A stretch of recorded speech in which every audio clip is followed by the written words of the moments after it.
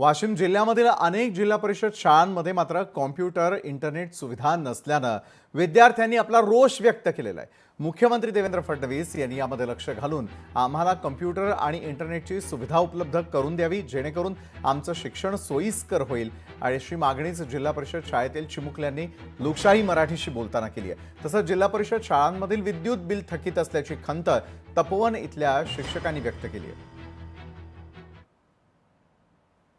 मुलांना कॉम्प्युटरची सुविधा उपलब्ध नाही, इंटरनेटचा प्रॉब्लेम आहे, मोबाईलवरून सुद्धा आपल्याला करण्यासाठी या ठिकाणी रेंजचा प्रॉब्लेम आहे। त्याच्यामुळे मुलांना शक्यतोवर पुस्तकामधून शिकावं लागते आणि अनेक प्रॉब्लेम आहेत। 1 वर्षापासून जवळपास इलेक्ट्रिकचं बिल थकीत आहे, या ठिकाणी कुठल्या स्तरावर भरणा झालेला नाही आहे। आम्ही शासनाकडे पाठपुरावा केलेला आहे, त्याच्यात लिंक वगैरे भरून दिलेला आहे, पण बिल अजून थकीतच आहे आमचं। त्यामुळे अशा सुविधा जर मुलांना झाल्या तर पुस्तकाबरोबर कॉम्प्युटरमधून शिकण्यास त्यांना मदत होईल। आणि यावरच संजय शिरसाट यांनी काय प्रतिक्रिया दिलेली पाहूया। मुख्यमंत्री देवेंद्र फडणवीस साहेबांनी एक कार्यक्रम घेतलेला की 100 डेज यामध्ये काय करणार, तर हा प्रामुख्याने हा सुद्धा विषय त्यामध्ये घेतलेला आहे। पुढच्या काही दिवसामध्ये तुम्हाला ह्या सगळ्या बदल जे आतापर्यंत झाले नव्हते त्या फास्ट गतीने होताना तुम्हाला पाहायला मिळतील। एकच डिपार्टमेंट नाही तर वेगवेगळ्या सर्व डिपार्टमेंटची बैठका त्यांनी आयोजित केलेल्या आहेत। माझ्याही खात्याची त्यांनी बैठक घेतली।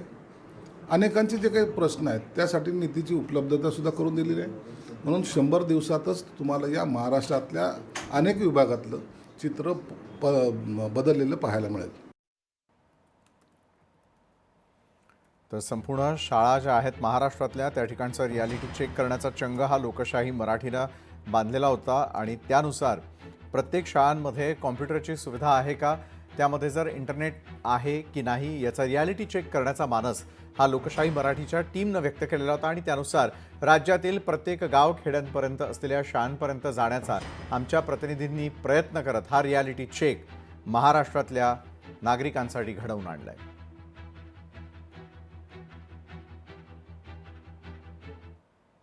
तर हा रियालिटी चेक आपल्यापर्यंत पोहोचवणारे आपले सर्व प्रतिनिधी जे वेगवेगळ्या ठिकाणाहून आपल्यासोबत जोडले गेलेले होते, सूरज, साईराज, संजय, या सगळ्यांकडून आपण माहिती घेण्याचा हा संपूर्ण प्रयत्न केला। धन्यवाद तुम्ही दिलेल्या या सविस्तर माहितीसाठी। मात्र याचा पाठपुरावा लोकशाही मराठी सातत्यानं करत राहणार आहे। शिक्षण मंत्री दादा भुसे यांच्यापर्यंत आपण हा आवाज पोहोचवूया। शिक्षण मंत्र्यांच्या माध्यमातून कॉम्प्युटर आणि त्याच्याशी निगडित असलेल्या इंटरनेट ही सुविधा सर्वसामान्य शाळांपर्यंत, पालकांपर्यंत, विद्यार्थ्यांपर्यंत कशी पोहोचवायची या संदर्भातली ही मोहीम होती। लोकशाही मराठी ऐका, पहा, जागरूक रहा।